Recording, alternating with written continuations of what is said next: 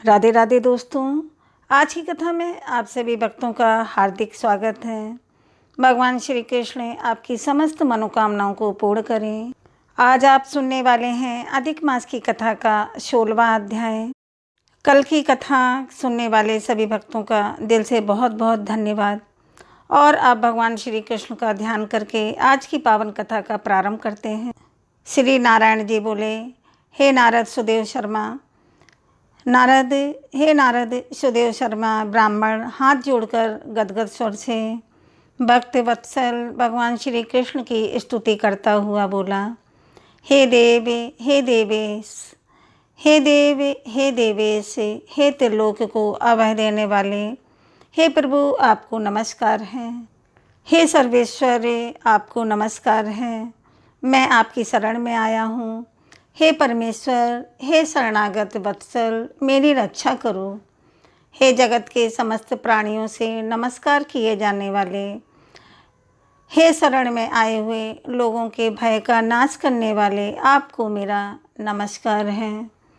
जय जय के आप जय के स्वरूप हो, जय जय के देने वाले हो, जय के मालिक हो, जय के कारण हो, विश्व के आधार हो, विश्व के एक रक्षक हो, दिव्य हो, विश्व के स्थान हो, फलों के बीज हो, फलों के आधार हो, विश्व में स्थित हो, विश्व के कारणों के कारण हो, फलों के मूल हो, फलों के देने वाले हो, तेजस स्वरूप हो और तेज के दाता हो, सब तेजस्वियों में श्रेष्ठ हो, कृष्ण अर्थात हृदय के अंधकार के नाशक हो, विष्णु अर्थात व्यापक हो, वासुदेव अर्थात देवताओं के वास स्थान अथवा वासुदेव के पुत्र हो, दीन वत्सल हो, ऐसे आपको मैं नमस्कार करता हूँ। ऐसे मैं आपको नमस्कार करता हूँ। हे जगत प्रभु, आपकी स्तुति करने में ब्रह्मा आदि देवता भी समर्थ नहीं हैं। हे जनार्दन, मैं तो अल्प बुद्धि वाला मंद मनुष्य हूँ, तो मैं किस तरह स्तुति करने में समर्थ हो सकता हूँ। अत्यंत दुखी दीन अपने भक्त की आप कैसे उपेक्षा अर्थात त्याग करते हो। हे प्रभु, क्या आज संसार में वह आपकी लोक बंधुता नष्ट हो गई है क्या? वाल्मीकि ऋषि बोले, सुदेव शर्मा ब्राह्मण इस प्रकार भगवान विष्णु की स्तुति करके श्री हरि के सामने खड़ा हो गया। हरि भगवान उसके वचन सुनकर मेघ के समान गंभीर वचन से बोले। श्री हरि बोले, हे वत्स, तुमने जो तप किया है वह बहुत अच्छी तरह से किया है। हे महाप्रज्ञ, हे तपोधन, क्या चाहते हो सो मुझसे कहो। तुम्हारे तप से मैं प्रसन्न हूँ और तुम्हें वर देने के लिए मैं तुम्हारे सामने खड़ा हूँ, क्योंकि आज से पहले ऐसा बड़ा भारी कर्म किसी ने भी नहीं किया है। सुदेव शर्मा बोले, हे नाथ, हे दीन बंधु, हे दयानिधि, यदि आप प्रसन्न हैं तो हे विष्णु, हे पुराण पुरुषोत्तम, कृपा करके आप मेरे लिए सतपुत्र दीजिए। हे हरि, पुत्र के बिना सूना या गृहस्थ आश्रम धर्म मुझको प्रिय नहीं लगता। इस प्रकार भगवान श्री हरि सुदेव शर्मा ब्राह्मण के वचन को सुनकर बोले। श्री हरि भगवान बोले, हे द्विज, पुत्र को छोड़कर बाकी जो ना देने के योग्य हैं उनको भी तुम्हारे लिए दूंगा, क्योंकि ब्रह्मा जी ने तुम्हारे लिए पुत्र का सुख नहीं लिखा है। मैंने तुम्हारे बाल देश में होने वाले समस्त अक्षरों को देखा और उसमें 7 जन्म तक तुमको पुत्र का सुख नहीं है। इस प्रकार वज्र प्रहार के समान निष्ठुर हरि भगवान के वचन को सुनकर जड़ के समान कट जाने से वृक्ष के समान वह सुदेव शर्मा ब्राह्मण पृथ्वी तल पर गिर पड़ा और पति को गिरा हुआ देखकर गौतमी स्त्री अत्यंत दुखित हुई और पुत्र की अभिलाषा से वंचित अपने स्वामी को देखती हुई रुदन करने लगी। कुछ समय के बाद धैर्य का आश्रय लेकर गौतमी स्त्री गिरे हुए पति से बोली। गौतमी बोली, हे नाथ, उठिए, क्या मेरे वचन का स्मरण नहीं करते हैं? ब्रह्मा ने भाल देश में जो सुख दुख लिखा है वह मिलता है। रमानाथ क्या करेंगे, मनुष्य तो अपने किए हुए कर्म का फल भोगता है। अभागे पुरुष का उद्योग मरणासन पुरुष को औषध देने के समान निष्फल हो जाता है। जिसका भाग्य प्रतिकूल अर्थात उल्टा, उसका किया हुआ समस्त उद्योग अर्थात परिश्रम व्यर्थ होता है। समस्त वेदों में यज्ञ, दान, तप, सत्यव्रत आदि की अपेक्षा हरि भगवान का सेवन श्रेष्ठ कहा गया है, परंतु उससे भी भाग्य बल श्रेष्ठ है। इसीलिए हे भूसुर, सर्वत्र से विश्वास को हटाकर उठिए और शीघ्र ही देव का ही आश्रय लीजिए। इसमें श्री हरि भगवान विष्णु का क्या काम है। इस प्रकार उस गौतमी के अत्यंत शोक से युक्त वचन को सुनकर दुख से कांपते हुए गरुण जी भगवान विष्णु से बोले। गरुण जी बोले, हे हरि, शोक रूपी समुद्र में डूबी हुई ब्राह्मणी को और उसी प्रकार से नेत्र से गिरते हुए अश्रुधारा से व्याकुल ब्राह्मण को देखकर हे दीन बंधु, दया सिंधुष, हे भक्तों के लिए अभय को देने वाले, हे प्रभु, भक्तों के दुख को नहीं सहन करने वाले, आपकी आज वह दया कहाँ चली गई। अहो हो, आप वेद और ब्राह्मण की रक्षा करने वाले साक्षात विष्णु हो, तो इस समय आपका धर्म कहाँ गया। अपने भक्त को देने के लिए 4 प्रकार की मुक्ति आपके हाथ में ही स्थित कहीं गई है। आहो, फिर भी वे आपको उत्तम भक्ति को छोड़कर चतुर मुक्ति की इच्छा नहीं करते हैं और उनके सामने 8 सिद्धियां दासी के समान स्थित रहती हैं। आपके आराधना का महात्म्य सब जगह सुना है, तब इस ब्राह्मण के पुत्र की वांछा आज पूर्ण करने में आपको क्या परिश्रम है। हाथी दान करने वाले पुरुष को अंकुश दान करने में क्या परिश्रम है। अब आज से कोई भी आपके चरण कमल की सेवा नहीं करेगा। जो पुरुष के भाग्य में होता है वही निश्चित रूप से प्राप्त होता है। तो इस बात की प्रथा आज से संसार में चल पड़ी और आपकी भक्ति रसातल को चली गई अर्थात लुप्त हो गई। हे नाथ, आप करने तथा ना करने में स्वतंत्र हैं। यह आपका सामर्थ्य सर्वत्र विख्यात है। आज यह सामर्थ्य इस ब्राह्मण को पुत्र प्रदान न करने से नष्ट होता है। इसीलिए आप इस ब्राह्मण के लिए अवश्य एक पुत्र प्रदान कीजिए। सुदामा ब्राह्मण ने आपकी आराधना करके उत्तम वैभव को प्राप्त किया। आपकी कृपा से संदीपनी गुरु ने मृत पुत्र को प्राप्त किया। इन कारणों से पुत्र की लालसा करने वाले यह दोनों स्त्री पुरुष आपकी शरण में आए हैं। श्री नारायण बोले। इस प्रकार भगवान श्री विष्णु अमृत के समान गरुण के वचन को सुनकर गरुण जी से बोले, हे पक्षीवर, हे वैन्ते, इस ब्राह्मण को अभिलाषित एक पुत्र शीघ्र दे दीजिए। इस प्रकार अपने अनुकूल हरि भगवान के वचन को सुनकर गरुण जी ने अत्यंत प्रसन्नचित होकर उस पृथ्वी के देवता दुखित ब्राह्मण के लिए अनुरूप सुंदर पुत्र को जल्दी से दे दिया। आज की कथा का यहीं पर समापन करती हूँ। इसके आगे की कथा कल की कथा में सुनेंगे। सीता माता की और भगवान श्री राम की नित्य नेम की कहानी, जिसे सुनने मात्र से घर में धन के भंडार भर जाते हैं।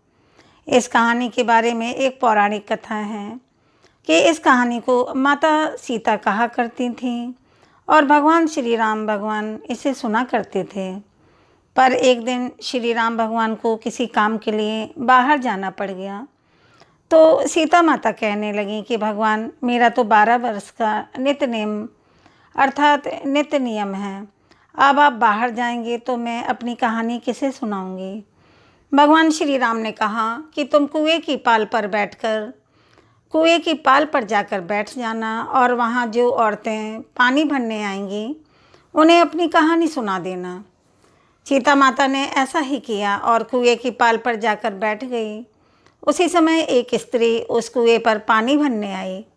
उसने रेशम की जरी की साड़ी पहन रखी थी और सोने का घड़ा ले रखा था। सीता माता ने उसे देखकर कहा कि बहन, मेरा 12 वर्ष का नित्यनेम सुन लो। पर वो स्त्री बोली कि मैं तुम्हारा नित्य सुनूंगी तो मुझे घर जाने में बहुत देर हो जाएगी और मेरी सास मुझसे लड़ेगी। उसने कहानी नहीं सुनी और चली गई। उसकी रेशम की जरी की साड़ी फट गई और सोने का घड़ा मिट्टी के घड़े में बदल गया। सास ने जब देखा तो पूछा, यह किसका दोष अपने सिर पर लेकर आ गई हो? बहू ने कहा कि कुएं पर एक औरत बैठी थी। उसने अपनी कहानी सुनने के लिए कहा, लेकिन मैंने नहीं सुनी, जिसका फल यह मिला।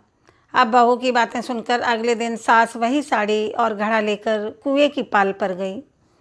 सास को वही सीता माता बैठी मिली और सीता माता ने कहा कि बहन, मेरी कहानी सुन लीजिए।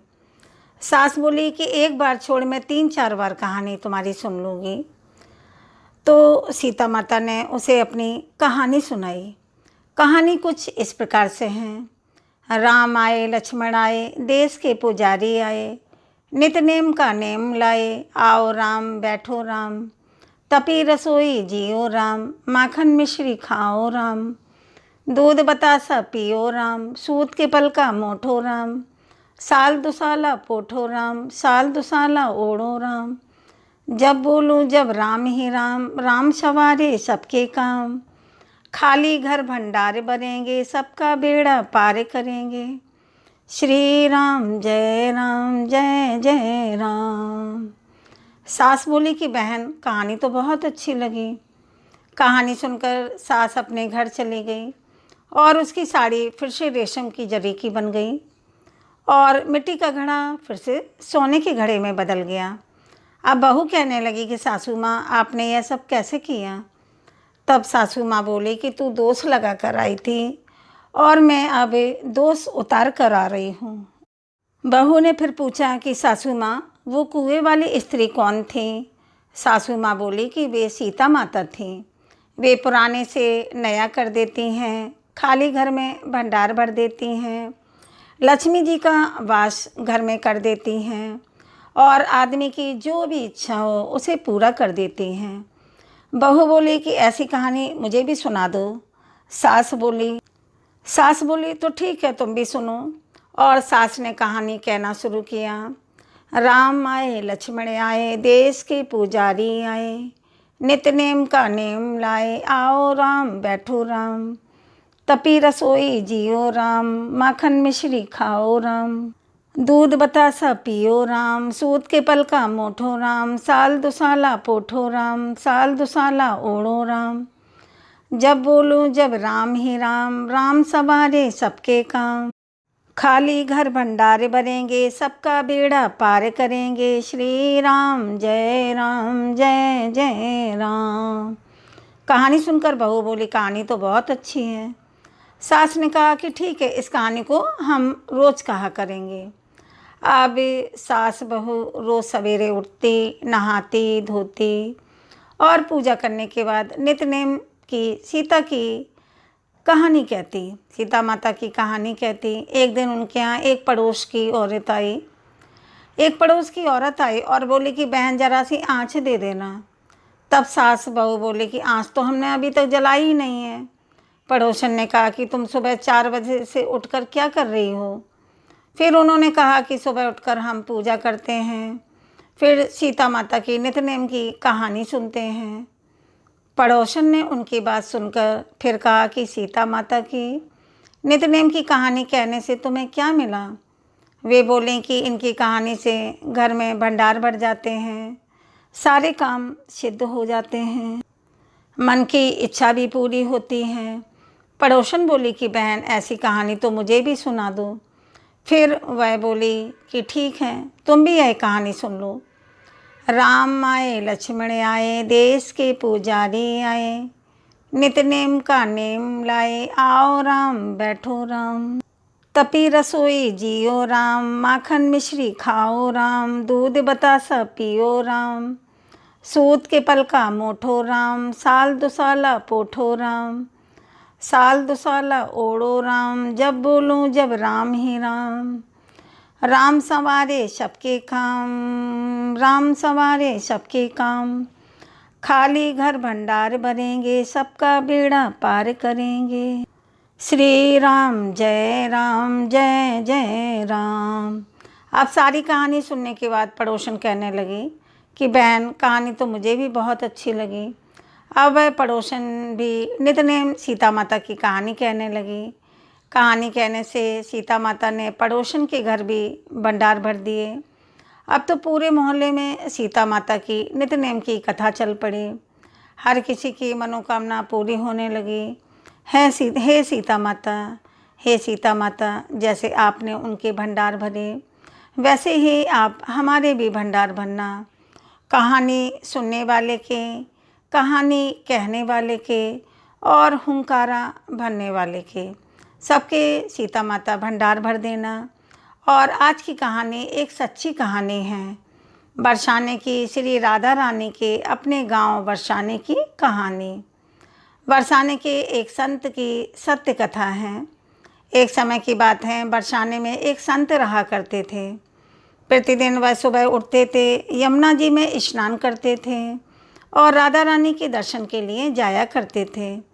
यह नियम हर रोज़ का था। जब तक वह राधा रानी के दर्शन नहीं कर लेते थे तब तक वह जल भी ग्रहण नहीं करते थे। और राधा रानी के दर्शन करते करते उनकी उम्र लगभग 80 वर्ष की हो गई थी। जब एक दिन सुबह उठे और प्रतिदिन की तरह ही उठकर वह यमुना में स्नान करने गए, फिर राधा रानी के दर्शन को चले गए। मंदिर के पट खुले और राधा रानी के वह दर्शन करने लगे। दर्शन करते करते ही उनके मन में यह भाव आया कि मुझे राधा रानी के दर्शन करते करते आज 80 वर्ष हो गए, लेकिन मैंने आज तक राधा रानी को कोई भी वस्त्र नहीं चढ़ाया। लोग राधा रानी के लिए कोई नारियल लाता है, कोई चुनरिया लाता है और कोई चूड़ी लाता है, कोई बिंदी लाता है, कोई साड़ी लाता है, कोई लहंगा लाता है, कोई लहंगा चुनरिया लेकर आता है, लेकिन मैंने तो आज तक अपनी राधा रानी को कुछ भी नहीं चढ़ाया है। यह विचार संत जी के मन में आया कि जब सभी मेरी राधा रानी के लिए कुछ न कुछ लेकर आते हैं तो मैं भी अपनी राधा रानी के लिए कुछ न कुछ ज़रूर लेकर आऊँगा।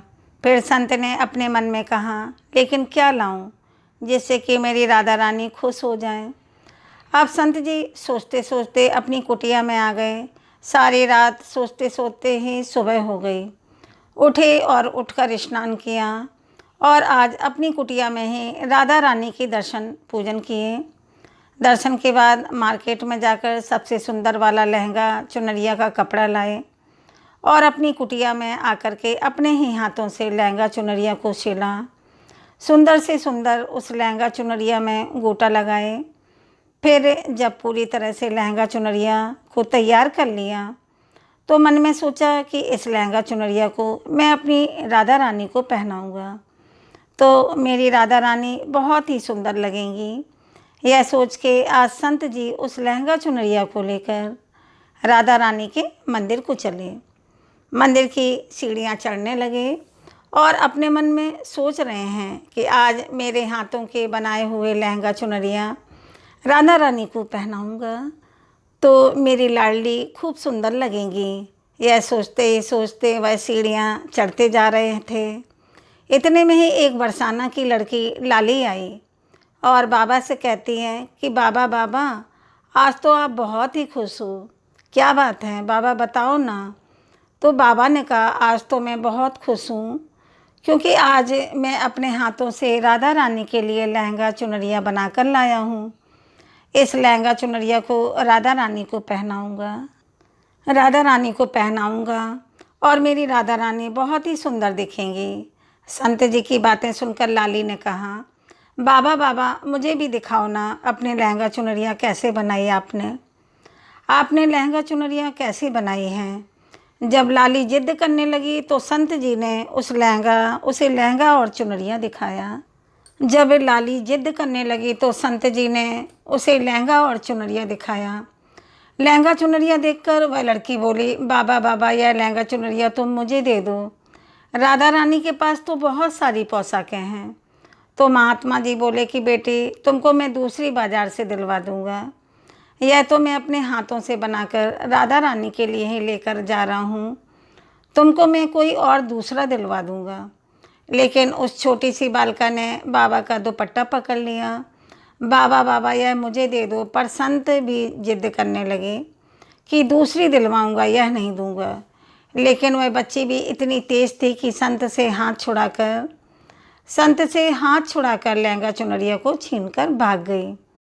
अब तो बाबा को बहुत ही दुख लगा कि मैंने आज तक राधा रानी को कुछ नहीं चढ़ाया, लेकिन जब लेकर आया तो लाली लेकर भाग गई। मेरा तो जीवन ही खराब है, अब क्या करूँगा। यह सोच करके संत उसी सीढ़ियों में बैठे ही बैठे रोने लगे। इतने में कुछ संत वहाँ आए और पूछा, क्या बात है बाबा, आप क्यों रो रहे हैं। तो बाबा ने उन संतों को पूरी बात बताई। संतों ने बाबा को समझाया और कहा कि आप दुखी मत हो, कल दूसरी लहंगा चुनरिया बनाकर राधा रानी को पहना देना। चलो राधा रानी के दर्शन कर लेते हैं। इस प्रकार संतों ने बाबा को समझाया और राधा रानी के दर्शन को लेकर चले गए। अब रोना तो बंद हो गया, लेकिन मन बहुत खराब था, क्योंकि कामना पूरी नहीं हुई थी और अनमने मन से राधा रानी का दर्शन करने संत जा रहे थे और मन में यह सोच रहे थे कि मुझे लगता है किशोरी जी की इच्छा ही नहीं थी। शायद राधा रानी मेरे हाथों से बनी पोशाक पहनना ही नहीं चाहती थी। ऐसा सोचकर बड़े दुखी होकर जा रहे थे। मंदिर में आकर राधा रानी के पट खुलने का इंतज़ार करने लगे।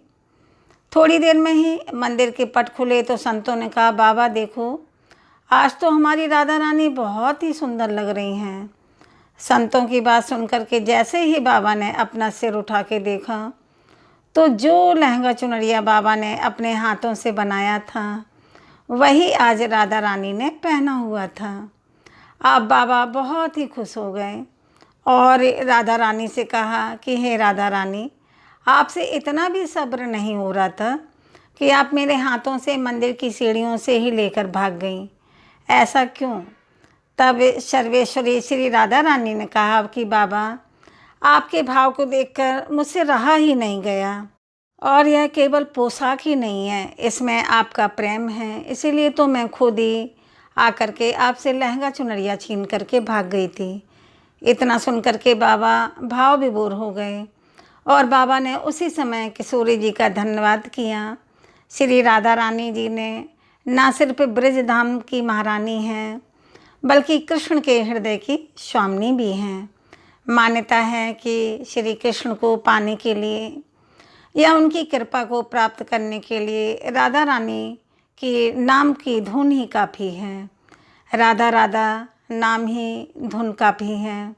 राधा रानी के नाम जप से व्यक्ति को श्री कृष्ण का विशेष आशीर्वाद भी मिल जाता है और श्री राधा रानी की कृपा भी उसे प्राप्त हो जाती है। यूँ तो राधा रानी के कई नाम हैं, लेकिन ब्रज में उन्हें राधा के अलावा किशोरी नाम से भी पुकारा जाता है। राधा रानी के किशोरी नाम पढ़ने के पीछे भी एक बड़ी ही दिलचस्प कथा है, तो जो आज मैं आपसे शेयर करने वाली हूँ। आखिर कैसे पड़ा राधा रानी का किशोरी नाम। पौराणिक कथा के अनुसार द्वापर युग में अष्टावक्र नाम के एक प्रकांड विद्वान एवं संत हुआ करते थे। ऋषि अष्टावक्र का शरीर अपने ही पिता द्वारा मिले हुए श्राप के कारण 8 स्थानों से टेढ़ा था, यानी कि उनके शरीर के 8 अंगों की बनावट टेढ़ी मेढ़ी थी। अब इसी कारण से वह जहाँ भी जाते तो लोग उनका उपहास करते थे और लोगों का यह व्यवहार देखकर ऋषि अष्टावक्र उन्हें श्राप दे दिया करते थे। फिर एक दिन ऋषि अष्टावक्र जब बरसाना पहुँचे तो वहाँ उनकी भेंट हुई श्री राधा रानी से। राधा रानी भगवान श्री कृष्ण के साथ ही विराजमान थीं।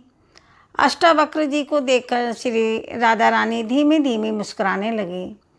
अब जैसे ही अष्टावक्र जी उन्हें यूं मुस्कुराता देखा तो वह क्रोधवश से राधा रानी को श्राप देने लगे, परंतु श्री कृष्ण ने अष्टावक्र जी को रोकते हुए उनसे निवेदन किया कि यह श्राप देने से पहले एक बार राधा रानी के मुस्कुराने के पीछे का कारण तो जान लीजिए। तब जब अष्टावक्र जी ने कारण पूछा तो श्री राधा रानी ने उन्हें अपने हंसने का मुख्य कारण बताया।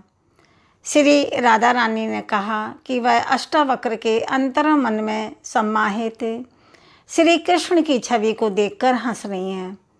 अष्टावक्र के भीतर का ज्ञान और उस ज्ञान के स्रोत कृष्ण की मनोरम छवि से श्री कृष्ण की मनोरम छवि से श्री राधा रानी आनंदित हो रही हैं। राधा रानी की पूरी बात सुनकर अष्टावक्र ऋषि ने अपनी भूल के लिए क्षमा मांगी और प्रसन्न होकर श्री राधा रानी को आजीवन किशोर अवस्था में रहने का ही वरदान दे दिया। फिर किशोरावस्था से ही राधा रानी का नाम किशोरी पड़ गया। तभी से श्री राधा रानी को किशोरी जी कहा जाने लगा और आज भी ब्रज की हर बालिका को किशोरी जी का ही रूप माना जाता है। हर बालिका को किशोरी जी का ही रूप माना जाता है। राधा रानी की किशोरी रूप में ही पूजा भी की जाती है और उनका भव्य श्रृंगार भी होता है। आज की श्री राधा रानी की कथा आपको कैसी लगी? कथा अच्छी लगी हो तो वीडियो को लाइक कीजिए, चैनल को सब्सक्राइब कीजिए और वीडियो को शेयर भी कीजिए। अगर आप चैनल पर पहली बार आए हैं तो सब्सक्राइब करके बेल आइकन को ज़रूर प्रेस कर लीजिए ताकि आने वाली सभी वीडियोज़ की नोटिफिकेशन आपको सही समय पर प्राप्त हो। अब मिलते हैं अगले वीडियो में, तब तक के लिए दोस्तों राधे राधे।